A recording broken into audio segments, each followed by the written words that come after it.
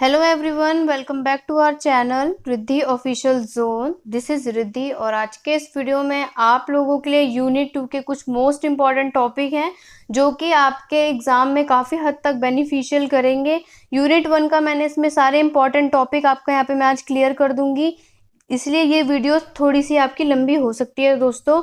और यूनिट 1 मैंने इससे पहले यानी यूनिट 1 के जो कुछ इम्पॉर्टेंट जो आपके जितने भी टॉपिक इम्पॉर्टेंट थे वो सब मैं ऑलरेडी आपकी क्लास 1st to 4th में एक्सप्लेन कर चुकी हूँ।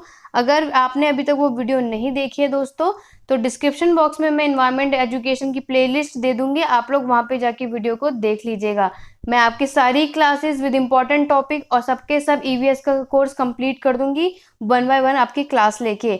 तो आज का जो आपका पहला टॉपिक आप लोग यहाँ पे यूनिट 2 का देखेंगे तो वो आएगा डिफॉरेस्टेशन। वीडियो आपकी बाइलिंगुअल है, यहाँ पे आप लोग हिंदी और इंग्लिश दोनों मीडियम में आपको मिल सकती है। और इसकी पीडीएफ के लिए आप लोग मुझे टेलीग्राम चैनल पे फॉलो कर सकते हैं रिद्धि ऑफिशियल जोन से। तो नेक्स्ट है आपका नेचुरल रिसोर्सेज, उसके बाद फॉरेस्ट कंजर्वेशन आपका नेक्स्ट टॉपिक है जो यूनिट 2 में है। और उसके बाद एनर्जी रिसोर्सेज जिसके अंदर हम लोग रिन्यूएबल और नॉन रिन्यूएबल पढ़ेंगे। और लास्ट आपका फूड स्कैरसिटी, जिससे आप लोग फूड की शॉर्टेज भी आपका एक क्वेश्चन एग्जाम में आता है। तो आपकी फूड स्कैरसिटी और फूड शॉर्टेज ये हम लोग आज की वीडियो में एक्सप्लेन करेंगे।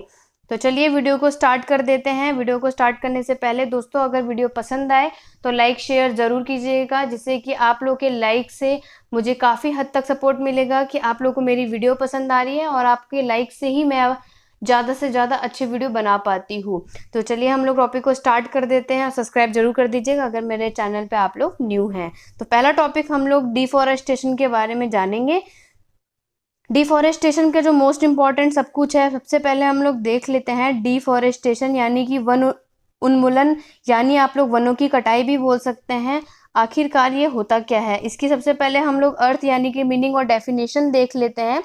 Deforestation is the process of felling tree indiscriminately resulting in nude और semi nude surface of the hills hitherto covered by thick forest. यानी आपको ये बोला है कि डिफॉरेस्टेशन क्या होता है। जैसे कि आप लोग इमेज भी पीछे देखी थी दोस्तों आपने, तो डिफॉरेस्टेशन में क्या होता है ना कि एक तरीके की वो प्रोसेस होता है जिसमें पेड़ों की कटाई की जाती है, या आप ये बोल सकते हैं कि उसका रिजल्ट पूरा ये आ जाता है कि पेड़ों की कटाई इस तरीके से कर जाती है जिससे कि वो पूरे के पूरे क्या हो जाते हैं, या तो न्यूड या तो सेमी न्यूड हो जाता है। उसका सरफेस यानी कि जो उसकी सतह होती है वो सबके सब क्या हो जाती है, आधे पहाड़ियों की जैसे न्यूड हो जाती है। अब तक जितने भी हमारे घने जंगलों से जो क्या होती है, ढकी हुई होती है। जैसे आप लोग यहाँ पे डायग्राम भी देख सकते हैं डिफॉरेस्टेशन का यहाँ पे।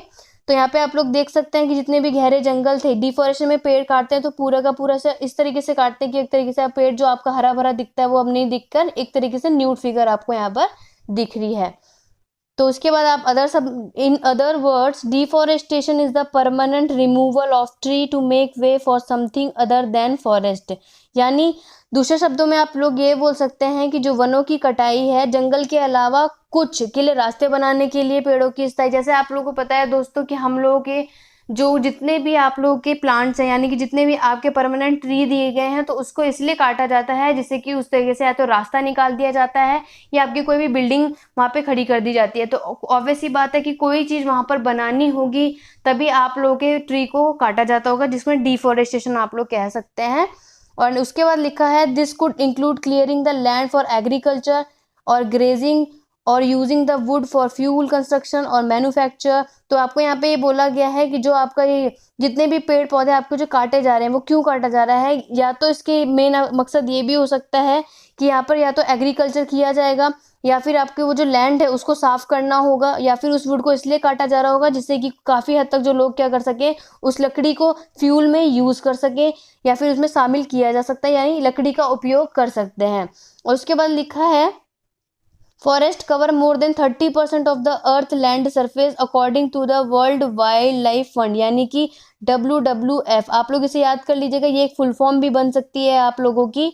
WWF आपके एग्जाम में आ जाएगी, वर्ल्ड वाइल्ड लाइफ फंड। ये मोस्ट इंपॉर्टेंट टॉपिक भी है और मैंने आप लोगों के लिए फुल फॉर्म की वीडियो अपने चैनल पर डाल रखी है दोस्तों, उसे एक बार चेकआउट करके जरूर जाइएगा, क्योंकि आपके एग्जाम में जितने भी सब्जेक्ट की फुल फॉर्म आएगी वो आप लोगों को काफ़ी हद तक बेनिफिशियल करेगी। अदरवाइज आपको उन सब की एक सिंगल वीडियो चाहिए तो आप लोग मुझे कमेंट बॉक्स पे कमेंट कर सकते हैं, जिससे कि वो एक सिंगल वीडियो ही आप लोग अच्छे से देख लेंगे तो उससे बाहर फुल फॉर्म नहीं आएगा, इतना मैं आपको श्योरिटी से बता दूंगी। तो आप लोगों को यहाँ पे क्या बताया गया है, यहाँ पे लिखा गया है फॉरेस्ट यानी कि जो जंगल है उसमें कम से कम हमारे अर्थ पे यानी हमारे पृथ्वी की भूमि कम से कम 30% से अधिक कवर करता है। लैंड जो हमारा है वो हमारे पृथ्वी पे कितना, कम से कम 30% कवर कर लेता है। यहाँ पे नेक्स्ट लिखा है कि डिफॉरेस्टेशन यानी कि आपका वन उन्मूलन का अर्थ क्या होता है, clearing of forest and using that land for other purpose, यानी कि वनों को साफ करना और उस भूमि को किस चीज के लिए, किसी अन्य काम के लिए यूज करना होता है, उसको हम लोग डिफॉरेस्टेशन कहते हैं। इसे आप डेफिनेशन में अच्छे से लिख सकते हैं। नेक्स्ट देख लेते हैं causes of deforestation, most important है, इसे अच्छे से करके जाइएगा। आपके एग्जाम में वनों की कटाई यानी कि वन उन्मूलन के कारण भी आप लोगों के पूछे गए हैं। शॉर्ट आंसर में भी आ सकता है, वेरी शॉर्ट और लॉन्ग, ये तीनों के लिए काफी हद तक बेनिफिशियल है। सबसे पहले देख लेते हैं direct cause of deforestation are agriculture expansion, wood extraction, example है लॉगिंग और wood harvest for domestic fuel और charcoal, and infrastructure expansion such as road building and urbanisation. यानी आपको इसमें ये बोला गया है कि जो भी आपकी वन की कटाई है उसका डायरेक्ट कारण आपका ये बन सकता है कि जो आपके एग्रीकल्चर के एक्सपेंशन है, उस एग्रीकल्चर के एक्सपेंशन से लेके लकड़ी की जितने भी लकड़ी के जो भी काम हो रहे हैं, जैसे कि घर के ईंधन यानी कि घर के चूल्हे जल जाते हैं, उसके चारकोल के लिए परमिस लकड़ी की फसल हो जाती है, और जो सड़क के निर्माण हो रहे हैं और हमारे अर्बनाइजेशन और जैसे कुछ बुनियादी ढांचे विस्तार में बताए गए हैं। तो इससे डिफॉरेस्टेशन का एक कारण ये भी है। लकड़ी काटने का कारण क्या है कि दोस्तों जितने भी हमारे ट्रीज है उसको काटने का मेन रीजन यही है कि वो कहीं ना कहीं यूज होनी होगी या उसकी जगह पे कोई ना कोई चीज आने वाली होगी। तो अब यहाँ पे क्या दिया हुआ है, आपका दिया गया main causes responsible for deforestation, यानी कि आपका जो मेन कारण क्या है, जो मेन मुख्य जो आपका रीजन है वो किस वजह से रिस्पॉन्सिबल है। पहला है felling of trees to meet their ever increasing demand of the cities, यानी कि शहरों की जितनी भी आपकी सिटीज की जितनी भी बढ़ती मांग को पूरा करने के लिए ऐसा पेड़ की भावना करी जा रही है। लाइक आपके पेड़ को क्यों काटा जा रहा है, शहरों की भाई सबको अपने बड़े बड़ी बिल्डिंग चाहिए, सबको अपने मॉल खोलना है, जितने भी बहुत सारी रीजन है, सबके लोगों की डिमांड इंक्रीज होती जा रही है, उसकी वजह से भी एक कारण डिफॉरेस्टेशन का हो सकता है। दूसरा है grazing by the local cattle goat sheep etcetera, यानी जितने भी हमारे स्थानीय मवेशियां होती हैं, बकरियां होती हैं, भेड़ी आदि द्वारा चराई करना भी होता है।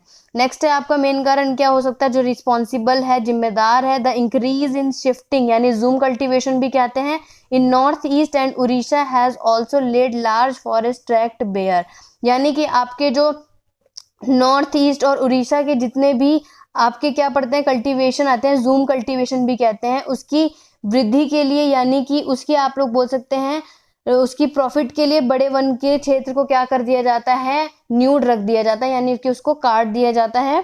और नेक्स्ट है a major cause of deforestation has been the construction of hills road, यानी कि वनों की कटाई का सबसे बड़ा जो एक मेन रीजन क्या है कि एक कारण ये भी है कि हमारे जितने भी हिल्स रोड है यानी कि पहाड़ियों की जो सड़क है उसका निर्माण हो रहा है। About a decade back they were about 30,000 kilometre long, जो कि आप लोग एक दशक पहले भी बोल सकते हैं करीब कितना 30,000 किलोमीटर लंबे होते हैं। तो अगर आपके पेड़ों काटने का जो यानी रास्ता बनाया जा रहा है, खासकर वो रोड बनाई जा रही है जो हिल से क्रॉस करती हो। मेन यहाँ पे आपका शॉर्ट में आप लोग ये वाला लिख सकते हैं, यहाँ पे जो आप येलो बॉक्स में देख रहे हैं मोस्ट इंपॉर्टेंट है कि अगर आपके वेरी शॉर्ट में 3 कॉजेज ऑफ डिफॉरेस्टेशन पूछ लिया गया यानी कि वन उन्मूलन के 3 कारण पूछ लिए गए, तो आप लोग वेरी शॉर्ट में 3 डायरेक्ट लिख सकते हैं, over grazing, the practice of shifting cultivation और माइनिंग, ये 3 पॉइंट आप लिख सकते हैं। खनन, खेती को स्थानांतरित करने का अभ्यास, और लास्ट आपका अतिचारण, ये 3 मेन कारण है आपका किसका, डिफॉरेस्टेशन का। आप लोग इन शॉर्ट में लिख सकते हैं। अदरवाइज अगर सिर्फ आपके शॉर्ट में कॉजेज ऑफ डिफॉरेस्टेशन आएगा तो आप इनको पॉइंट में इस तरीके से लिख सकते हैं, इससे ज्यादा आपको शॉर्ट में लिखने की जरूरत नहीं है। बट हाँ कॉजेज ऑफ डिफॉरेस्टेशन आएगा तो आप स्टार्टिंग में 2 वर्ड डिफॉरेस्टेशन का मीनिंग लिख सकते हैं, कोई दिक्कत नहीं आएगी आपकी। नेक्स्ट है आपका इफेक्ट ऑफ डिफॉरेस्टेशन, यानी कि आप आपका डिफॉरेस्टेशन पे इफेक्ट यानी कि प्रभाव क्या है वो पढ़ लेते हैं। तो उसके बाद आपका है पेड़ों और अन्य वनस्पति को नुकसान, जलवायु परिवर्तन, मरुस्थलीकरण, मिट्टी कटाव, कम फसल, बाढ़, वातावरण से ग्रीन हाउस गैसों की वृद्धि और कुछ स्वदेशी लोगों के लिए समस्याओं का एक मेजबान पैदा कर सकता है। यानी सबसे बड़ा जो इफेक्ट पड़ेगा अगर जो आप लोग धीरे धीरे अपने पेड़ को काटते जा रहे हैं और धीरे धीरे उसको लॉस करते जा रहे हैं, तो उससे क्या होगा, सबसे बड़ा चेंज तो यही आएगा कि हमारा क्लाइमेट में चेंजेस आ जाएंगे। राइट। हमारे सॉइल इरोजन बहुत कमी आ जाएगी, फ्लडिंग आएगा, इंक्रीज हो जाएगा, ग्रीन हाउस इफेक्ट सबसे ज्यादा पड़ता है, उससे इफेक्ट पड़ता है हमारे एटमॉस्फेयर से, धीरे धीरे क्या हो जाएगी, इन सब में प्रॉब्लम क्रिएट होती जाएगी।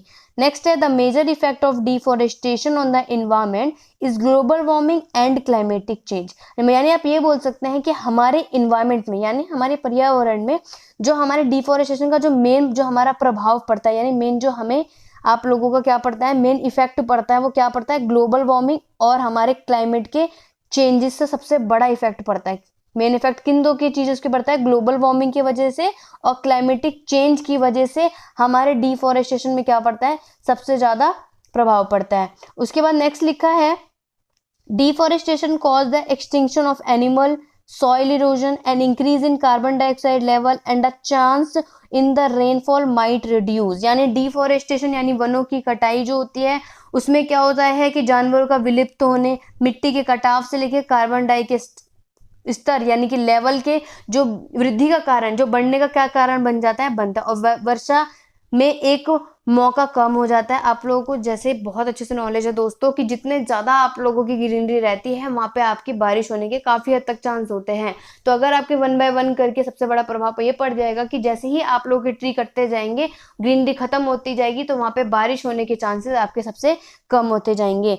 नेक्स्ट है cutting down trees can directly और इनडायरेक्टली अफेक्ट ह्यूमन हेल्थ। जो आपके पेड़ों का काटना है, जो आप लोग डायरेक्ट पेड़ को काट रहे हैं, उससे सिर्फ या तो हमारे डायरेक्टली इफेक्ट पड़ सकता है या इनडायरेक्टली या प्रभाव पड़ सकता है किसके, मानव के स्वास्थ्य पे यानी ह्यूमन के हेल्थ पे बहुत ज्यादा प्रभाव कर सकता है। Due to the lack of oxygen, oxygen की कमी के कारण people can suffer from breathing problem. Oxygen की कमी के कारण क्या हो सकता है कि लोगों को सांस लेने में परेशानी हो सकती है, क्योंकि आप लोगों को पता है कि प्लांट से हमें ऑक्सीजन मिलता है। तो जब प्लांट्स ही नहीं होंगे, ट्रीज ही नहीं होंगे, तो हमें ऑक्सीजन कहाँ से मिलेगा, और जब ऑक्सीजन नहीं होगा, कम होता जाएगा ऑक्सीजन का लेवल, तो हम लोगों को क्या हो जाएगी, ह्यूमन की हेल्थ पे यानी कि मानव के जो उनके स्वास्थ्य पे सबसे ज्यादा प्रभाव पड़ेगा। और ऑक्सीजन की कमी होने के कारण उन्हें क्या हो सकती है, सांस लेने में सबसे ज्यादा परेशानी हो सकती है, उनकी कमी होती जाएगी। एक आपका ये भी प्रभाव हो जाएगा डिफॉरेस्टेशन में। उसके बाद लास्ट लिखा हुआ है the wild animal which are present in the forest में enter the cities and villages because and can spoil the crops और किल पीपल। इसमें क्या बोला गया है कि जितने भी आपके जंगल में जितने भी जंगली जानवर या फिर शहर और गांव में प्रवेश कर सकते हैं, वो सब क्या होते हैं, क्योंकि उन फसलों को खराब कर सकते हैं या लोगों को मार सकते हैं। क्योंकि जो एनिमल्स होते हैं मैक्सिमम क्या रहते हैं, आपके फॉरेस्ट एरिया में रहते हैं, जहाँ पे वो घना जंगल होता है वहां पर रहते हैं। जब वहां पे कुछ होगा ही नहीं, तो जितने भी जंगली जानवर हैं तो वो सब क्या हो जाएंगे, सबके सब सिटीज में घुसने लग जाएंगे, शहर में आ जाएंगे, गांव में घर सबके आसपास आ जाएंगे, और धीरे धीरे वो क्या कर सकते हैं, सब कुछ जितनी भी हो सकती है वो लोगों को मार सकते हैं। और अगर विलेजेस में चले गए, एग्रीकल्चर में यानी फसल में चले गए, तो फसलों को खराब भी कर सकते हैं। तो एक ये भी प्रभाव आपका डिफॉरेस्टेशन में पड़ सकता है। अब आपका यहाँ पे मेन है remedies and measure to control deforestation. ये आपके लॉन्ग क्वेश्चन में डिफॉरेस्टेशन यानी कि वनों की कटाई के उपाय में आपका ये क्वेश्चन अटैच आता है। तो सबसे पहला जो आपका रेमेडी है वो आपका क्या है, आप लोग उपाय बोल सकते हैं, वो आएगा फार्मिंग। दूसरा है फॉरेस्ट मैनेजमेंट यानी कि वन प्रबंधन। उसके बाद थर्ड है आपका रिफॉरेस्टेशन यानी वनीकरण। और लास्ट है आपका फॉरेस्ट प्लांटेशन यानी कि वन रोपण। ये 4 कारण हैं जो आपके क्या कर सकते हैं, वनों की कटाई के उपाय कर सकते हैं। फार्मिंग आप लोग जितने ज़्यादा अच्छे से करेंगे उससे ज़्यादा बेनिफिट है। फॉरेस्ट का मैनेजमेंट करना बहुत ज़्यादा बेनिफिशियल है। अब हम लोग नेक्स्ट टॉपिक पढ़ लेते हैं, इंपॉर्टेंस ऑफ फॉरेस्ट यानी कि वन का महत्व क्या है। डिफॉरेस्टेशन के साथ ये क्वेश्चन आ जाता है। अदरवाइज इंपॉर्टेंस ऑफ फॉरेस्ट आपका एक इंपॉर्टेंट टॉपिक है यूनिट 2 का, जो आप लोगों को देखना है। चलिए देख लेते हैं कि वन का महत्व क्या क्या है। Forest are the best gift of nature provided to mankind. जैसे कि आपको पता है कि फॉरेस्ट क्या है, यानी कि जंगल है यानी वन का है, वो मानव जाति को प्रदान करने का किए जाने वाला सबसे ज्यादा यानी आप ये बोल सकते हैं कि बेस्ट गिफ्ट है एक तरीके से। It provide space for living to many of the living organism. यहाँ पे कई जीव क्या होता है, रहने के लिए अपनी जगह प्रबंधन कर लेते हैं। फॉरेस्ट में काफी हद तक ऐसा नहीं है। सबसे ज्यादा फॉरेस्ट जंगलों में एक तरीके से आप ये बोल सकते हैं नेचर की तरफ से हम लोगों को गिफ्ट मिला हुआ है, यानी कि मानव जाति को। और दूसरा यहाँ पे ये बोला गया है कि हमें क्या मिलता है, हमें वहाँ पे एक जगह मिल जाती है रहने के लिए और सिर्फ ना ही जीवों को तो रहने के लिए क्या मिल जाती है, एक जगह प्रदान हो जाती है। जितने भी आप लोगों ने देखा होगा, ना ही सिर्फ आपके एनिमल्स, आपके बर्ड, ये सारे के सारे जितने भी इंसेक्ट्स होते हैं यहाँ पे जंगलों में ज्यादा पाए जाते हैं, तो उनके लिए एक जगह मिल जाती है रहने के लिए। एंड फिर क्या लिखा है, forest constitute of different kind of herbs shrubs along the different kind of tree. और ये भी आपको पता है कि दोस्तों जंगलों में क्या होता है, हमें अलग अलग तरीके की जड़ी बूटियां मिल जाती हैं, झाड़ियों के वन मिल जाते हैं, विभिन्न प्रकार के हमें क्या मिल जाते हैं, पेड़ों के साथ। यानी कि अपने डिफरेंट डिफरेंट पेड़ों में आपके अलग अलग तरीके के आप लोगों के क्या होते हैं, हर्ब्स पाए जाते हैं, श्रब्स पाए जाते हैं, ये सारी चीजें हमें अलग अलग प्रकार के पेड़ों में मिल जाते हैं। ये आपका फॉरेस्ट में एक बेनिफिट है। और उसके बाद लिखा है forest help in maintaining the oxygen and temperature level of the atmosphere. One क्या करता है, यानी कि जो आपका फॉरेस्ट क्या करता है, वो हमारे वायुमंडल के ऑक्सीजन को और उसके टेम्परेचर के लेवल को बनाए रखने में मदद करता है। ये आपका सेकंड पॉइंट है। थर्ड पॉइंट है आपका the water in the soil is absorbed by the plants roots and the excess water is released into the atmosphere which help in the occurrence of rainfall। यानी इसमें ये बोला गया है दोस्तों कि जो मिट्टी में जो पानी पौधे से क्या करते हैं, जड़ द्वारा अवशोषित हो जाते हैं, धीरे धीरे क्या करता है कि वो वाटर, या फिर आप ये बोल सकते हैं कि धीरे धीरे उनका वाटर क्या हो जाता है, एक्सेस उनका रिलीज हो जाता है, और वो अपना पानी को क्या करते हैं, वायुमंडल में धीरे धीरे छोड़ते हैं, और यही एक कारण यानी आपके वर्षा को घटने में मदद कर देता है। यानी क्या हो जाता है कि वो एटमॉस्फेयर किस में मदद करता है, ऑक्यूरेंस ऑफ रेनफॉल, यानी जो वर्षा की घटना में मदद करता है। नेक्स्ट है आपका forest help in sustainability by managing biodiversity. यानी जो फॉरेस्ट है वो बायोडाइवर्सिटी को प्रबंधन को में क्या करता है, स्थिरता में मदद करता है। स्थिरता आप ये बोल सकते हैं मैनेज करने में आप लोगों का मदद कर देता है। कौन, फॉरेस्ट। नेक्स्ट है आपका forest provide shelter and shade. ये तो आप लोगों को पता है कि जो वन है वो हमें क्या करता है, शेल्टर और शेड यानी छाया प्रदान करता है, आप लोगों का आश्रय प्रदान करता है। फॉरेस्ट आप लोगों का है कि बहुत अच्छा आपको वहाँ पे शेड्स प्रोवाइड करता है। कभी कभी आप लोग बाहर वॉक करने जाएं, कहीं पेड़ हो तो आप लोग छाया ढूंढते हैं, तो एक तरीके से आप एग्जांपल ले सकते हैं कि पेड़ पौधे की छाया भी आप लोग के काफी हद तक बेनिफिशियल है। Forest provide us fruit, timber, water, medicine etcetera. और फॉरेस्ट जो है यानी कि जो जंगल है वो हमें क्या मदद करता है, आप लोगों को क्या क्या प्रोवाइड करता है, फ्रूट्स प्रोवाइड करता है, टिम्बर प्रोवाइड कर देता है, यानी हमें फल, हमें लकड़ी, टिम्बर का मतलब हो जाता है दोस्तों लकड़ी, और हमें पानी और दवाइयाँ, जितनी भी दवाइयाँ अलग अलग पेड़ों से मिलती हैं वो सब हमें जंगल में मिल जाती है। नेक्स्ट है आपका they are also a source of raw material for many commercially important product such as paper, wood and fabric. यानी वो कागज जो और लकड़ी और जो कपड़े होते हैं, जैसे कुछ आपके ये बोल सकते हैं कुछ कमर्शियली होते हैं, कुछ कमर्शियली होते हैं, वो क्या होते हैं, हमारे लिए महत्वपूर्ण होते हैं, हमारे महत्वपूर्ण प्रोडक्ट होते हैं, जैसे उसमें से कुछ पेपर होते हैं, वुड हो गया, फैब्रिक हो गया, ये सब हमें कहाँ से मिलता है, इनके जो कच्चे माल जो हमें मिलते हैं फॉरेस्ट में ही जाकर आप लोगों को मिल जाते हैं। नेक्स्ट है forest provide nearly 1.6 billion people with the employment benefit. Forest क्या करता है, कम से कम लगभग आप लोग बोल सकते हैं 1.6 बिलियन लोगों के रोजगार का लाभ प्रदान करता है। मोस्ट चीजें, क्योंकि आप लोग इमेजिन कर सकते हैं दोस्तों, फॉरेस्ट से हमें काफी हद तक जितने भी आपके फल आ जाते हैं, जितनी भी आपकी लकड़ियां आ गई, जितनी भी मेडिसिन आ गई, उससे कितने अलग अलग तरीके के, उसके भी अलग अलग टाइप्स बन जाते हैं। फल में भी आप लोग कितने तरीके के फल वो आप जो बोल सकते हैं, उसमें कितने व्यापारियों का फायदा हो सकता है, और कितना इनका अपना क्या कर सकते हैं, रोजगार प्रदान कर सकते हैं, इनका बेनिफिट होता है, जिसे आप लोग कह सकते हैं एम्प्लॉयमेंट बेनिफिट होता है। Forest help in managing climate, soil erosion and controlling noise pollution. और फॉरेस्ट क्या करता है, आप लोगों को मैनेज करता है, किस चीज में नियंत्रित करने में मदद करता है, नॉइज पोल्यूशन में या सॉइल इरोजन होने से आपका काफी हद तक बेनिफिशियल करता है।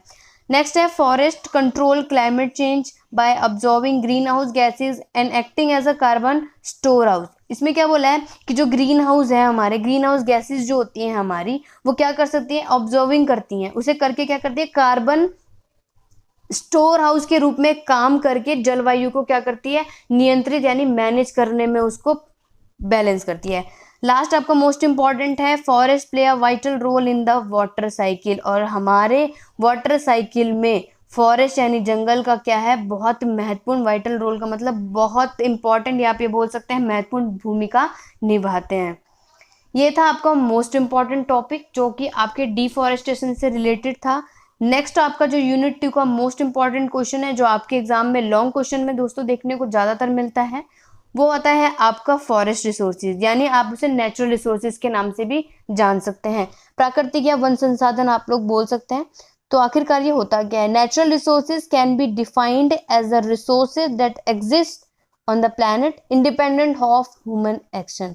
यानी नेचुरल रिसोर्सेज एक तरीके से वो रिसोर्सेज होते हैं जो हमारे ह्यूमन के वर्क को, हमारे मानव के कार्य को क्या करता है, इंडिपेंडेंट बनाता है।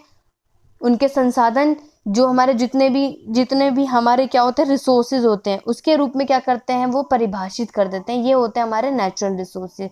ये आप डेफिनेशन के तौर पे यहाँ पे आप लोग लिख सकते हैं। एक्सप्लेन करते हैं नेचुरल रिसोर्सेज के टाइप, जो कि आपका मोस्ट इंपॉर्टेंट है, शॉर्ट में भी आता है, और रिन्यूएबल और नॉन रिन्यूएबल तो मोस्ट इंपॉर्टेंट टाइप आपका माना जाएगा। तो सबसे पहले देख लेते हैं रिन्यूएबल रिसोर्सेज आखिर होते क्या हैं। तो रिन्यूएबल यानी कि नवीकरणीय स्रोत जो आपका पहला होता है, resources that are available in infinite quantity and can be use repeatedly are called renewable resources. Example है आपके forest, wind, water and etcetera. यानी आप लोगों के रिन्यूएबल रिसोर्सेज क्या होते हैं, ये वो संसाधन होते हैं जो आपके एट दी एंड आखिरी में क्या कर सकते हैं, अनंत मात्रा में आपको उपलब्ध होते हैं, और बार बार आप इसका क्या कर सकते हैं, यूज कर सकते हैं, और इसी को हम लोग क्या कह सकते हैं, रिन्यूएबल रिसोर्सेज कहते हैं। तो एक तरीके से आप ये बोल सकते हैं रिन्यूएबल रिसोर्सेज वो रिसोर्स होते हैं जो हमें इनफाइनाइट क्वांटिटी में, मतलब इतनी क्वांटिटी में अवेलेबल होता है कि हम उसे बार बार यूज कर सकते हैं। जैसे कि आपका फॉरेस्ट हो गया, विंड हो गया, वाटर हो गया, इसकी कोई लिमिट नहीं है कि आप इतना ही यूज करेंगे, ये हमें बहुत ज्यादा प्रदान है, मतलब आप लोग अनलिमिटेड है। ऐसा नहीं है कि आज आप लोगों ने वन का आपको लिमिट है, विंड में बता दिया पानी आप आज इतना ही लीटर यूज कर सकते हैं, उससे ज्यादा आप नहीं यूज कर सकते, ऐसा नहीं है। ये हमें इसका हम रिपीट यूज किया जा सकता है। और नॉन रिन्यूएबल रिसोर्सेज क्या होते हैं, resources that are limited in abundance due to their non-renewable nature and whose ability may run out in the future। इसको हम क्या कहते हैं, नॉन रिन्यूएबल रिसोर्सेज। एग्जांपल आपका फॉसिल फ्यूल, मिनरल्स और एक्सेट्रा। जैसे आपका नवीकरणीय था, आपका गैर नवीकरणीय में आपका इसका रिवर्स हो जाएगा। इसमें रिवर्स करने का क्या मतलब है दोस्तों, कि ये कुछ चीजें ऐसी होती हैं जो बहुत ही कम होती है, यानी कुछ सीमित तक ही होती हैं, जिनकी आपकी अवेलेबल क्या होती है, भविष्य तक चल सकती है, वो गैर नवीकरण संसाधन कहलाती है। जैसे कि आपकी जीवाश्म ईंधन हो गया, ईंधन में आपका कोई भी आ सकता है, फॉसिल फ्यूल में आ जाएंगी कुछ चीजें, फॉसिल फ्यूल आ जाएगा, ऑयल हो गया, जैसे फॉसिल फ्यूल में एनर्जी फ्यूल का आ जाएगा। एग्जांपल आप लोग यहाँ पे डायग्राम भी देख रहे हैं, पीने के लिए पानी आपका वाटर हो गया, ये तो आपका रिन्यूएबल रिसोर्सेज हो जाएगा। एनर्जी फ्यूल के लिए ऑयल आ गया, ऑयल आपका क्या हो जाएगा, ऑयल आपका रिवर्स है, यानी कि नॉन रिन्यूएबल रिसोर्सेज, अनलिमिटेड नहीं है कि आप लोग यूज कर सकते हैं। नेक्स्ट आपका फॉरेस्ट है, फॉरेस्ट आपका एग्जांपल हो जाएगा रिन्यूएबल रिसोर्सेज का, जिससे कि आप लोग उसकी वुड, लकड़ियाँ, फूड एंड मेडिसिन, पल्प, ये सब आप एग्जांपल के तौर पे यूज कर सकते हैं। उसके बाद आएगा आपका रॉक, जो कि आप कंस्ट्रक्शन के शेल्टर के लिए यूज कर सकते हैं। ऐसे एग्रीकल्चर और ये सारे डायग्राम आप लोग एग्जांपल के तौर पे यूज कर सकते हैं, जो कि आपके रिन्यूएबल और नॉन रिन्यूएबल के एग्जांपल यहाँ पे देंगे। तो नॉन रिन्यूएबल रिसोर्सेज यानी गैर नवीकरणीय संसाधन जो अपने प्रकृति के कारण भविष्य में सीमित होती है, भविष्य में चल सकती है, ऐसा होता है। एग्जाम्पल आपको मैंने दे दिए। अब चलिए कुछ 5 मोस्ट इंपॉर्टेंट नेचुरल रिसोर्सेज जान लेते हैं। नेचुरल रिसोर्सेज जैसे मैंने आपको बता दिया, फॉरेस्ट रिसोर्सेज भी बोल सकते हैं आप लोग। तो इसमें पहला आएगा जो मोस्ट इंपॉर्टेंट है, एयर, दूसरा है water, third one is soil, iron और फॉरेस्ट। ये आपके 5 मोस्ट इंपॉर्टेंट क्या है, नेचुरल रिसोर्सेज हैं। पहला आपका एयर के लिए है, तो एयर में आप लोग लिख सकते हैं clean air is important for all the plant. यानी कि आपका जो साफ एयर है, यानी कि क्लीन एयर है, वो क्या है, सभी आपके पौधों के लिए, जानवर के लिए, मनुष्य के लिए क्या हो सकते हैं, इस हमारे पृथ्वी पर जीने के लिए, जीवित रहने के लिए सबसे ज़्यादा मोस्ट इंपॉर्टेंट होता है, यानी सबसे ज़्यादा महत्वपूर्ण होता है। So it is necessary to take measure to reduce air pollution. तो इसलिए हमें ये बहुत ज़्यादा क्या है, इसको हमारे वायु प्रदूषण को कम करने के लिए इस उपाय को करना बहुत ज़्यादा इंपॉर्टेंट है, ज़रूरी भी है। नेक्स्ट है हमारा वाटर, यानी कि जल। जल क्या है, जैसे आप लोगों को पता है कि हमारी पृथ्वी पे 70% अपना किसने कवर किया हुआ है, हमारी पृथ्वी पे वाटर ने। तो 70% of the earth is covered in water and only 2% of that is fresh water. और उनमें 70% पानी बेशक हमारे पृथ्वी पे शामिल है दोस्तों, बट 2% पानी ऐसा है जो कि किसे क्या बोल सकते हैं, फ्रेश वाटर, यानी कि मीठा पानी बोल सकते हैं। Initiative to educate and regulate the use of water should be taken, यानी कि पानी के उपयोग को शिक्षित और विनियमित करने के लिए पहल की जानी चाहिए, क्योंकि सिर्फ 2% आप लोगों का फ्रेश वाटर है, यानी पीने का पानी आप जो यूज कर सकते हैं। थर्ड वन इज सॉइल यानी मिट्टी है। तो मिट्टी विभिन्न कणों और पोषक तत्वों से बना है, ये पौधों को बढ़ाने में मदद करता है। जो सॉइल होती है वो क्या कर सकता है, ये हमारे पार्टिकल्स और न्यूट्रिएंट को कंपोज करता है, जिससे कि हमारे प्लांट को क्या करता है, ग्रो यानी उसको बढ़ने में, उसको उगने में मदद करता है। फोर्थ है आपका लोहा यानी iron. It is made from silica, यानी ये सिलिका से बना होता है। आयरन किससे बना होता है, सिलिका से बना होता है। और and is use to build strong weapon, और इससे क्या कर सकते हैं आप, मजबूत हथियार, ट्रांसपोर्टेशन एंड बिल्डिंग, और आप परिवहन और इमारतों का निर्माण करने के लिए इसका प्रयोग कर सकते हैं। लोहे का यूज आप लोग किस किस चीजों के लिए कर सकते हैं, आप लोग कोई भी स्ट्रॉन्ग वेपन बना सकते हैं, ट्रांसपोर्टेशन यानी परिवहन के लिए भी यूज कर सकते हैं, और अपनी बिल्डिंग्स का निर्माण करने के लिए भी लोहे का यूज कर सकते हैं। और पांचवा हमारा नेचुरल रिसोर्सेज का मोस्ट इंपॉर्टेंट टॉपिक है फॉरेस्ट यानी कि वन। एज द पॉपुलेशन इंक्रीज, जैसे जैसे हमारी पॉपुलेशन बढ़ती जा रही है, the demand for housing and construction project also increase, वैसे ही क्या होती जा रही है, हमारे घर बनने की, यानी कि जो जितने भी घर बनाने हैं और जितने भी कंस्ट्रक्शन है उन सब की मांग भी बढ़ती जा रही है, क्योंकि पॉपुलेशन जैसे जैसे बढ़ती जाएगी लोगों को रहने के लिए जगह भी चाहिए होगी दोस्तों, और उसके लिए हमें क्या करना होगा, हमें हाउसिंग की डिमांड भी ज़्यादा आएगी। Forest provide clean air and preserve the ecology of the world. तो फॉरेस्ट यानी जो वन है वो हमें क्या प्रोवाइड करता है, हमें एकदम फ्रेश एयर यानी स्वच्छ हवा प्रदान करता है, और दुनिया की इकोसिस्टम या इकोलॉजी भी बोल सकते हैं, पारिस्थितिकी को क्या करता है, संरक्षित करता है, प्रिजर्व करता है। तो ये कुछ 5 आपके नेचुरल रिसोर्सेज के पॉइंट थे। नेक्स्ट आपका टॉपिक, थर्ड टॉपिक आपका आता है फॉरेस्ट कंजर्वेशन यानी कि वन संरक्षण। ये सारे के सारे टॉपिक इंपॉर्टेंट हैं, अदरवाइज यूनिट 2 का मैं आपको 1 बाय 1 करके टॉपिक क्लियर भी कर रही हूँ, बट ये इंपॉर्टेंट भी बताती जा रही हूँ कि आप लोगों के लिए लॉन्ग क्वेश्चन के लिए ये इंपॉर्टेंट है, तो आपको ये अच्छे से करना है दोस्तों। तो फॉरेस्ट कंजर्वेशन क्या होता है, forest conservation as the name suggest is the preservation and the protection of earth. It also involve the reversal of deforestation and environmental pollution। तो फॉरेस्ट कंजर्वेशन जैसे कि आप लोगों को दोस्तों नाम से ही पता चल रहा है, प्रिजर्वेशन यानी कि संरक्षण और वनों की सुरक्षा के लिए है।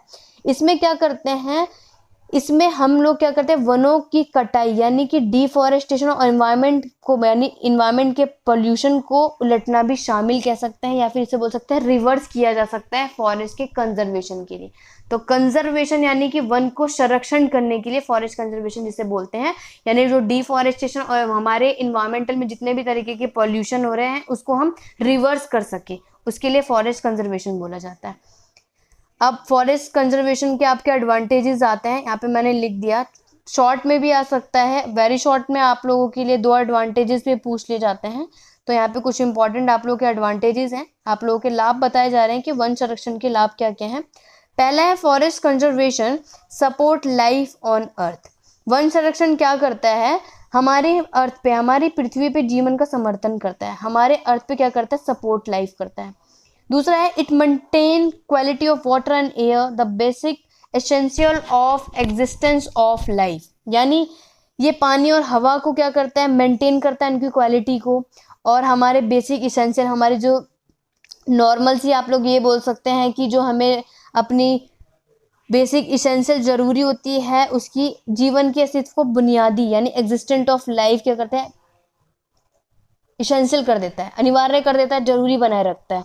Stability in soil is possible by tree, soil को स्टेबल करने के लिए यानी कि मिट्टी को स्थिरता करने के लिए पेड़ों द्वारा संभव है। अगर हमें सॉइल को स्टेबल करना है तो वो हमें किससे, ट्री से ही पॉसिबल हो सकता है। Enable the land based plant and animal to live, जो कि हमारी जो भूमि है यानी जो हमारी लैंड है वो किसके आधार पे, या तो आपके प्लांट या तो एनिमल यानी कि पौधे और जानवरों को रहने में क्या करता है, सक्षम बनाता है, क्या बनाता है, इनेबल बनाता है। उसके बाद है from their biodiversity grow wealth in the form of wood medicine essential for human health, यानी आपकी बायोडाइवर्सिटी जैव विविधता से भोजन और हमें कुछ मेडिसिन और हमारे ह्यूमन के जो हेल्थ होती है उनके हमारे आवश्यक के रूप में क्या होता है, हमारे धन बढ़ता है, यानी आप बोल सकते हैं हमारे जो वेल्थ क्या होती है वो इंक्रीज होती जाती है। नेक्स्ट है it act as carbon sinks absorbing carbon dioxide and keeps global warming at body, global warming at body, यानी कार्बन डाइऑक्साइड ऑक्साइड को एब्जॉर्ब करने में, अवशोषित करने में, कार्बन को सिंक करने के रूप में काम करता है। और शरीर को क्या बोलता है, एक तरीके को आपको क्या बोल देता है दोस्तों, आपको एक वार्निंग दे देता है। हमारे शरीर को क्या करता है, ग्लोबल वार्निंग दे देता है। ये आपके क्या रहता है, फॉरेस्ट के कंजर्वेशन के कुछ लाभ हैं। Need and importance of forest conservation, यानी वन संरक्षण की आवश्यकता और महत्व आपका नेक्स्ट टॉपिक है।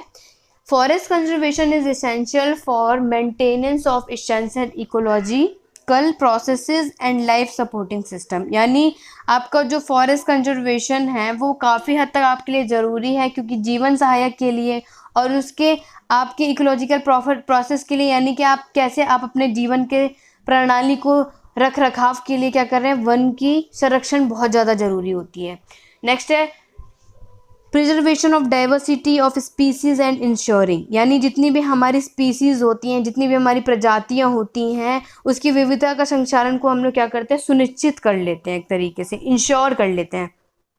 It help in the social and economic development of nation. Forest confer a variety of benefit both non material और मटेरियल, यानी कि ये जो हमारे राष्ट्रीय वन होते हैं वो सामाजिक और आर्थिक विकास में मदद करता है। ये ना ही सिर्फ आपके नॉन मटेरियल या ही ना ही सिर्फ आपके सामग्री और ना ही सिर्फ सामग्री, दोनों में ही हमें क्या करता है, बेनिफिट प्रोवाइड करता है। ये हमारे फॉरेस्ट कंजर्वेशन का इम्पोर्टेंस बता दिया है, या तो इम्पोर्टेंस या तो नीड सेम चीज़ होती है।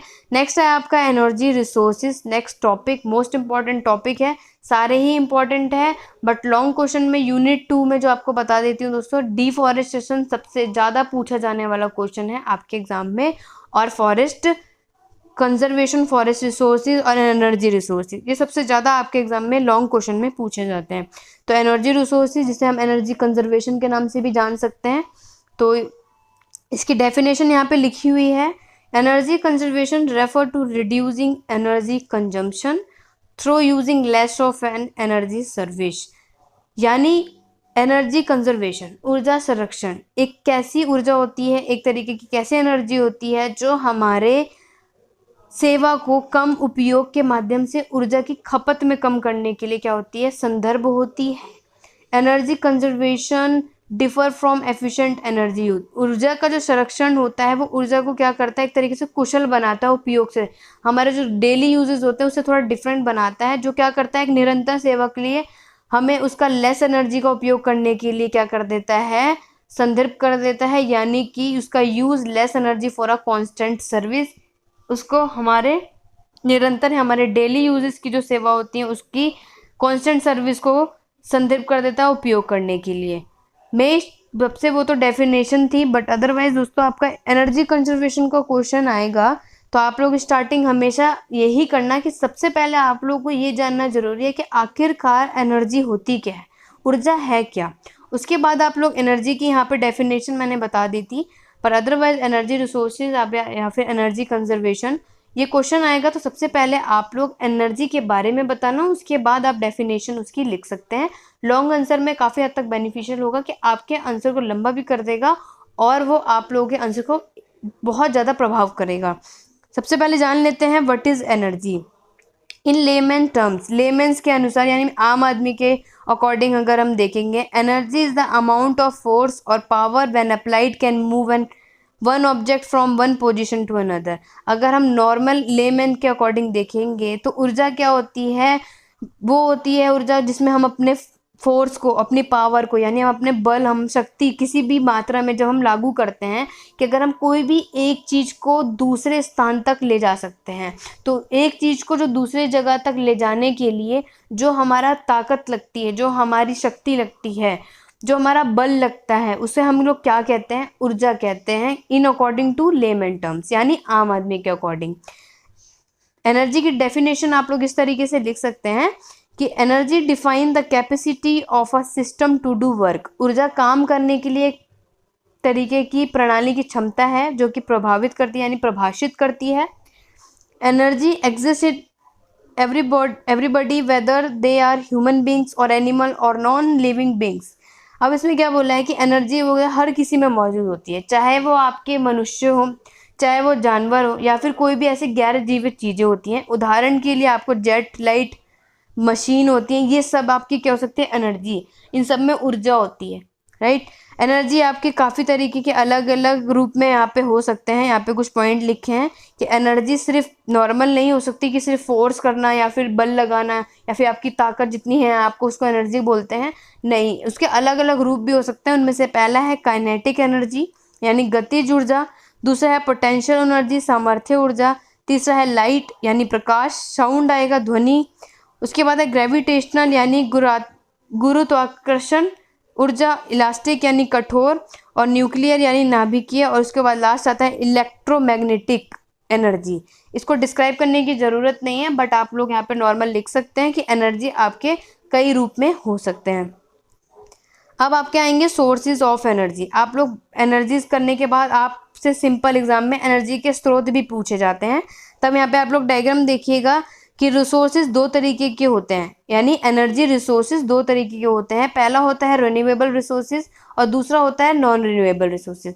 आपको एक बात और बता देती हूँ दोस्तों, रिन्यूएबल और नॉन रिन्यूएबल रिसोर्सेज किसी और टॉपिक में आप पढ़ेंगे तो आपको टॉपिक वाइज जैसे ही मैंने एनर्जी में पढ़ाया है या किसी और टॉपिक में उसके अकॉर्डिंग ही आंसर लिखना। तो रिन्यूएबल रिसोर्सेज और नॉन रिन्यूएबल में सबसे पहले देखेंगे रिन्यूएबल रिसोर्सेज में आपके चार चीज़ें इंक्लूड होती हैं। पहला आता है आपका सोलर एनर्जी, एग्जाम्पल है आपका, दूसरा है एयर और विंड यानी हवा, तीसरा है वाटर और टाइड्स ज्वार आप लोग कह सकते हैं, और लास्ट आपका आता है सॉइल और प्लांट्स। ये सब आपके किस में आते हैं, ये सारे पॉइंट आपके रिन्यूएबल रिसोर्सेज आते हैं, यानी ये आपके ऊर्जा के स्रोत हैं। नॉन रिन्यूएबल रिसोर्सेज में यानी गैर नवीकरण ऊर्जा में पहला आता है आपका फॉरेस्ट फ्यूल यानी जीवाश्म ईंधन, जिसमें आपका आता है ऑयल, कोल और नेचुरल गैस। ये तो आपके तीनों किस्म हो सकते हैं फॉसिल फ्यूल। एक मोस्ट इंपॉर्टेंट चीज़ बोल देती हूँ दोस्तों, ये वाला जो आपको बॉक्स दिख रहा है ये आपके वेरी शॉर्ट के लिए काफ़ी हद तक बेनिफिशियल है, क्योंकि आप लोगों को दो एग्जाम्पल फॉसिल फ्यूल के एग्जाम्पल में पूछे जा सकते हैं। तो आप लोगों को एग्जाम्पल पता होना चाहिए कि कौन से दो एग्जाम्पल फॉसिल फ्यूल के होते हैं। तो आप लोग यहाँ पे ऑयल एंड कोल और नेचुरल गैस भी लिख सकते हैं। इसका फिल इन द ब्लैंक भी आ सकता है कि fossil fuels are blank and blank, तो आप लोग या तो ऑयल कोल डाल सकते हैं, नेचुरल गैस और कोल भी डाल सकते हैं। नेक्स्ट है आपका मेटेलिक मिनरल्स यानी कि आप लोग का अमूल्य नियमिक धातु। पहला आएगा आयरन, कॉपर और तीसरा आपका एल्यूमिनियम, जैसे मैंने आपको बता दी। तो ये चीज़ किस में आती है, मेटेलिक मिनरल्स में। थर्ड आता है नॉन मेटेलिक यानी कि गैर धातु कौन कौन से होते हैं, तो उसमें आता है आपके मिनरल, सॉल्ट और फॉस्फेट। ये तीन एग्जांपल आपके नॉन मेटेलिक में है, बट फॉसिल फ्यूल के आपका वेरी शॉर्ट में क्वेश्चन पूछा जाता है, इसलिए मैंने आपको यहाँ पे डिस्क्राइब कर दिया दोस्तों। तो नेक्स्ट देख लेते हैं एनर्जी। एनर्जी जैसे आपको पता है दो तरीके के मैं आपको मेन बता दिया है, तो वो होता है रिन्यूएबल और नॉन रिन्यूएबल यानी नवीकरणीय और गैर नवीकरणीय ऊर्जा। इसका पेपर में आप लोगों के डायरेक्ट भी पूछ लिया जाता है कि what is energy conservation and explain renewable and non renewable resources, और इसके डिफरेंशिएट भी आ जाते हैं। तो वीडियो को एंड तक जरूर देखिएगा दोस्तों। और आपको बीच में एक चीज़ और बता देती हूँ, टेलीग्राम पे आप लोग ज्वाइन कर लीजिए, पीडीएफ आपको सबके सब वहाँ पे प्रोवाइड हो जाएगी। और ऐसी कोई वीडियो जो चैनल पे नहीं है आप लोग मुझे कमेंट कर सकते हैं, मैं जल्द से जल्द वो वीडियो लाने की कोशिश करूँगी। और मॉर्निंग के बैच में कौन सी वीडियो मैं आप लोगों के लिए अपलोड करूँ वो भी मुझे आप लोग कमेंट बॉक्स पे कमेंट करके आइडिया बता सकते हैं। तो चलिए जान लेते हैं कि नवीकरणीय ऊर्जा रिन्यूएबल एनर्जी आखिर होती क्या है।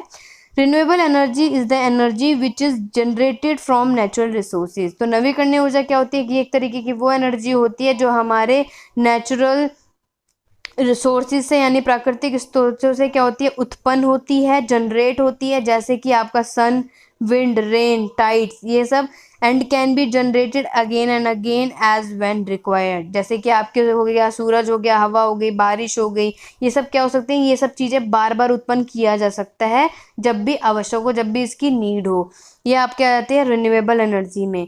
सेकेंड पॉइंट है they are available in plenty and by far most the cleanest sources of energy available on this planet. यानी ये बहुत से आपके उपलब्ध हैं जो आपके ग्रह पर क्या करते हैं, उपलब्ध ऊर्जा के सबसे स्वच्छ स्रोत में से माना गया है, यानी कि सबसे आपका क्लीनेस्ट सोर्स ऑफ एनर्जी माना गया है किसमें, रिन्यूएबल एनर्जी में।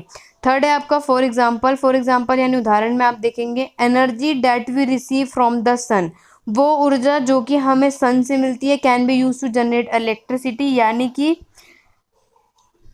बिजली उत्पन्न करने के लिए हमें किया जा सकता है, क्या किया जा सकता है, एनर्जी। सूरज से मिलने वाली जो हमें एक तरीके से आप ये बोल सकते हैं एग्जांपल के लिए कि जो सूरज से जो हमें मिलने वाली रोशनी है उसे हम लोग बिजली उत्पन्न करने के लिए क्या यूज़ कर सकते हैं। तो दोस्तों मैंने यहाँ पे रिन्यूएबल रिसोर्सेज के पॉइंट इसलिए लिखे हैं जिससे कि आप लोग इसे अच्छे से रिवाइज कर पाएँ, इसके नोट्स रेडी कर पाएँ।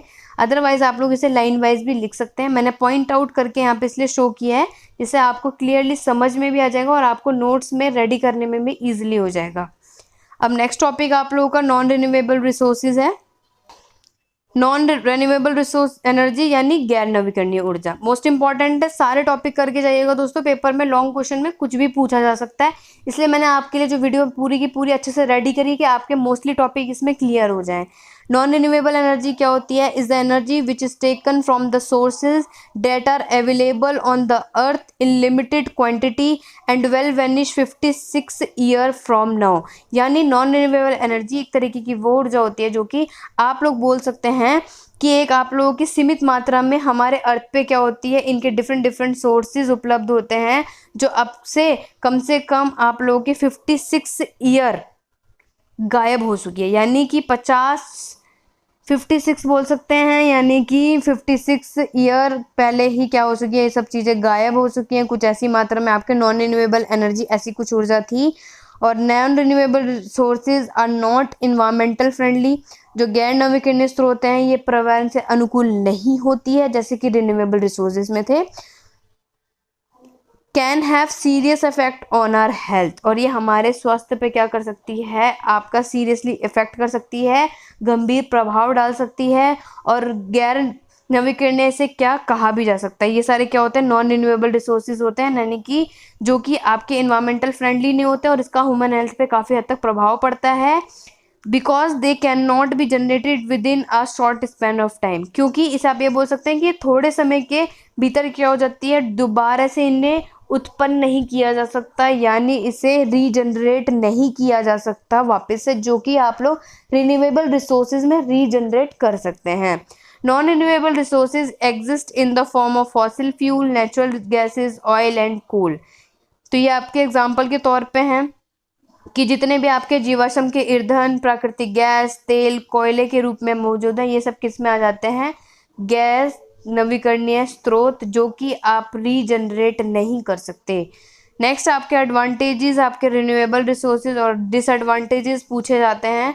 जब कभी ये शॉर्ट में पूछा भी गया था कि एडवांटेज और डिसएडवांटेजेस बताने हैं रिन्यूएबल और नॉन रिन्यूएबल एनर्जी के, तब आप ये 4-5 पॉइंट लिख सकते हैं।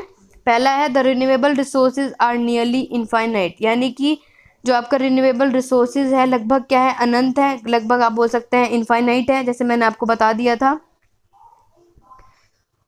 दूसरा है a very large of energy could be generated in this way, इस तरीके से आप ये बोल सकते हैं कि बहुत बड़ी इसमें ऊर्जा पैदा की जा सकती है। किसमें, रिन्यूएबल रिसोर्स एनर्जी में हम लोग इसमें काफ़ी ज़्यादा मात्रा में ऊर्जा को क्या कर सकते हैं, पैदा कर सकते हैं। A barrage could be use in various way, एक बैरेज है जो यानी आपका विभिन्न तरीके से इसमें इस्तेमाल किया जा सकता है। एज अ ब्रिज और एज अ, यहाँ पे मिस्टेक हो गई, और as a bridge against flooding, यानी एक ऐसा आप लोग पुल या फिर बाढ़ के खिलाफ एक बैरेज के रूप में आप लोग क्या कर सकते हैं, रिन्यूएबल एनर्जी का यूज़ कर सकते हैं। The sun, wind, geothermal, ocean energy are available in the abundant quantity and free to use. जो ये सारे एग्जाम्पल लिखे हुए हैं यहाँ पे, महासागर, आपके सूर्य, ये सब क्या कर सकते हैं आपके प्रचुर मात्रा में, यानी कि अबंडेंट क्वांटिटी में आपको उपयोग करने के लिए स्वतंत्र है, आपकी इसकी कोई लिमिट नहीं है, लिमिटलेस आप लोग इन सब चीज़ों को यूज़ कर सकते हैं। लास्ट है renewable resources can cost less than consuming the local electrical supply, जो हमारा नवीकरणीय संसाधन होता है उसका आप लोग क्या कर सकते हैं, आप लोग अपनी उसका क्या कर सकते हैं, cost less than consuming the local, यानी कि उसका जो आपका लोकल इलेक्ट्रिकल सप्लाई होता है उसकी आप लोग क्या कर सकते हैं, खपत में कम खर्चा हो सकता है आपके, इसमें ज़्यादा यानी कि इलेक्ट्रिसिटी बिल नहीं आएगा। रिन्यूएबल एनर्जी के कोई भी चीज़ आप यूज़ कर लें, कोई भी आप लोग सन की यानी सूर्य से चीज़ें बनी हुई कोई भी ऐसी चीज़ यूज़ कर लेंगे तो इसमें आपको एक बिल नहीं आएगा, क्योंकि सूर्य से आप लोग कोई चीज़ें प्रोवाइड कर लेते हैं। उसके बाद आपका डिसएडवांटेजेस भी होते हैं दोस्तों, कोई भी चीज़ों का आपका फ़ायदा है तो कहीं ना कहीं उसका नुकसान भी होता ही है। तो रिन्यूएबल एनर्जी यानी कि नवीकरणीय का नुकसान है, sunlight is only found during the day time which make it inconvenient to use at night. सूर्य की रोशनी जैसे आपको पता सिर्फ केवल दिन के दौरान पाई जाती है और रात में उपयोग करने के लिए ये असुविधाजनक बन भी सकती है, क्योंकि रात में आपके सूर्य नहीं सूरज भगवान नहीं आता तो सूर्य से मिलने वाली जो भी चीज़, जो रोशनी होती है, उसे जो हमें प्रोवाइड होता है वो रात में आपको नहीं मिल सकती है, आपका एक लॉस हो सकता है। दूसरा है wild life could be affected. इससे क्या हो सकता है कि जो भी हमारे वन्य जीवन इसमें प्रभावित हो सकता है। Construction of barrage could be expensive, यानी जो बैरेज का जो निर्माण है ये महंगा हो सकता है, क्योंकि जो अगर इसमें क्या होगा कि रिन्यूएबल एनर्जी से अगर दिन में अगर आपको कोई काम नहीं हुआ, सूरज से मिलने वाली या विंड से मिलने वाली कोई चीज़ें हो जाती हैं, या आपका दिन में काम नहीं हुआ तो आप लोग इसे नहीं यूज़ कर सकते, तो इसका क्या हो जाएगा, आपका बैरेज को निर्माण करने से आपका एक जो चीज़ें हो सकती है वो महंगी भी हो सकती हैं, कॉस्टली हो सकती हैं। It is not easy to set up a plant as the initial cost are quite steep. एक पौधे की स्थापना करना आसान नहीं है, जैसे आपको पता है, क्योंकि शुरुआती उसमें काफ़ी लागत और काफ़ी नींद भी हो सकती है, काफ़ी लागत लगती है। क्वाइट स्लिप भी हो सकता है, यानी उसमें काफ़ी, आप लोग ये बोल सकते हैं कि अगर आपको एक पौधा लगाना है तो ऐसा नहीं है कि आपने मिट्टी डाली और कोई भी एक बीज जाकर डाल दिया और हो गया, अब तो पेड़ अपने आप उग जाएगा। ऐसा नहीं है दोस्तों, उसमें काफ़ी हद तक आपकी मेहनत लगेगी। उसमें आपको बीज के साथ साथ उसमें आपको खाद का भी ध्यान देना होगा, कोई भी आपके इसमें कीड़े वीड़े ना लग जाएं। बहुत सारी चीज़ें हैं, आप लोगों को उन सब चीज़ों से बचाना होता है, तो ये आपके डिसएडवांटेजेस आ जाएंगे। नेक्स्ट आपके एडवांटेजेस और डिसएडवांटेजेस किसके बता रहे हैं, नॉन रिन्यूएबल रिसोर्सेज के। तो नॉन रिन्यूएबल रिसोर्सेज के जो आपके लाभ और नुकसान है, उसमें पहला है इट प्रोड्यूसेस लिटिल और नो वेस्ट प्रोडक्ट, यानी यह कम या कोई अपशिष्ट उत्पादों का उत्पादन करता है। क्या करता है, उत्पादन को क्या करता है, बहुत ही ज़्यादा कम या फिर नो वेस्ट प्रोडक्ट होते हैं जो कि उनको प्रोड्यूस करता है। दूसरा है वाइडली अवेलेबल एंड अफोर्डेबल, सबसे आपका एडवांटेजेस में इंक्लूड हो जाएगा, जो कि आपका क्या होता है, सबसे ज़्यादा वाइडली अवेलेबल होता है और काफ़ी अफोर्डेबल भी होता है, यानी कि सबसे सस्ता बोल सकते हैं आप लोग। Non renewable resources are cheap and easy to use.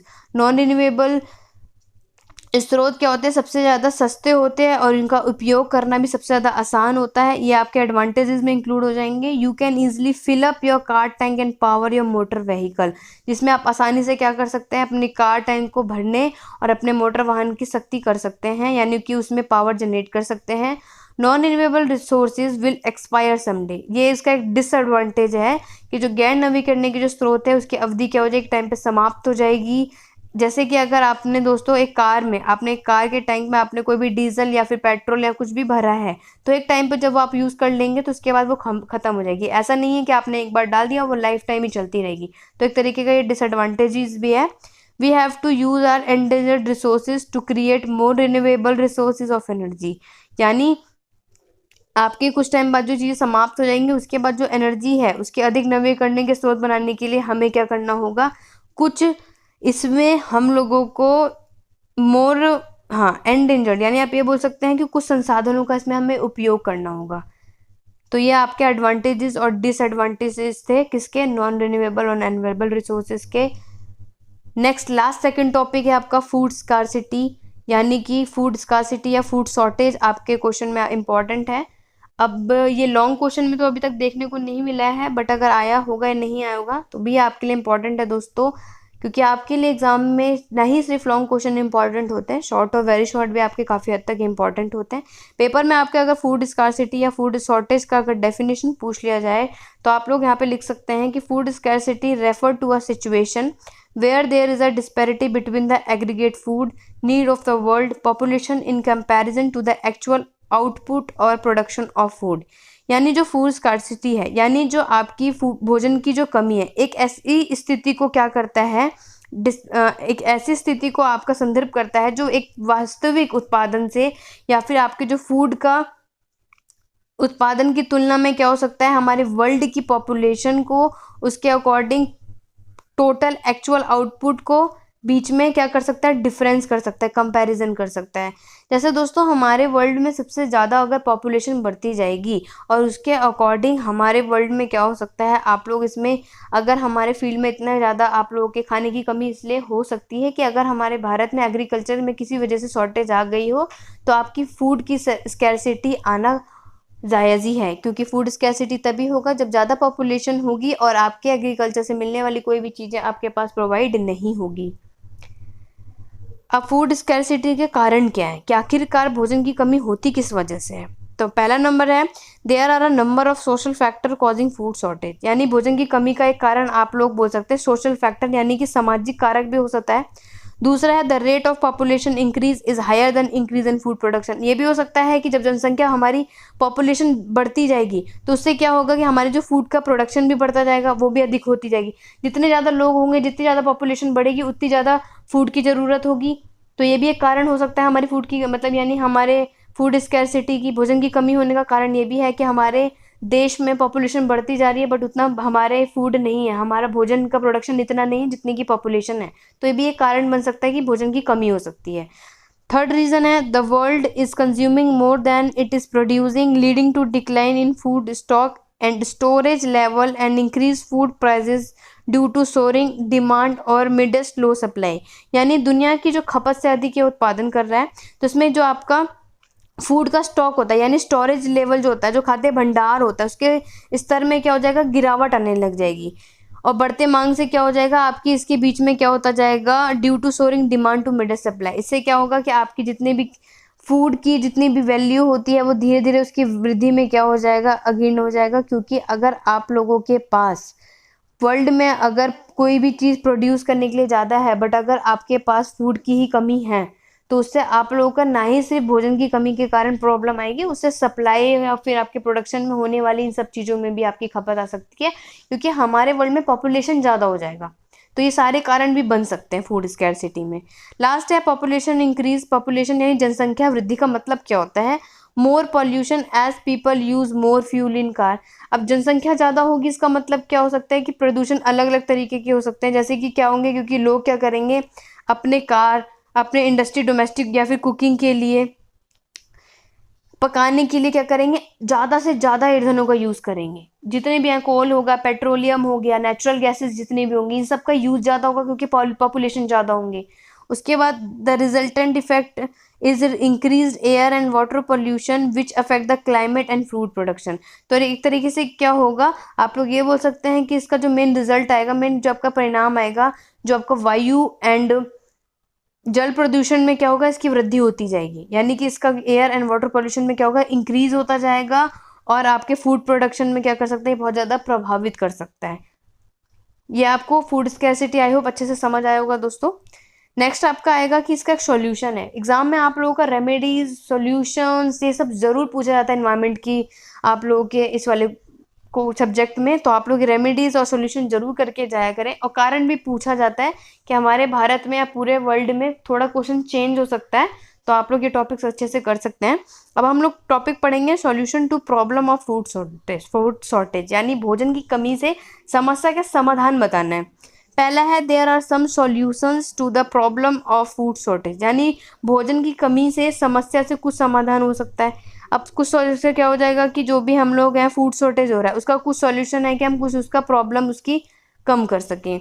There is need to reduce production of carbon emission and pollution to reduce the resultant climatic change through concerted and individual effort. यानी हम लोग जितने भी हमारे ठोस और व्यक्तिगत प्रयास होते हैं, उसके जलवायु परिवर्तन को हम कम करने के लिए क्या कर सकते हैं, हम लोग इसमें कार्बन के इमिशन यानी कार्बन को उत्सर्जन और अपने पॉल्यूशन के उत्पादन को कम करने की ज़रूरत है।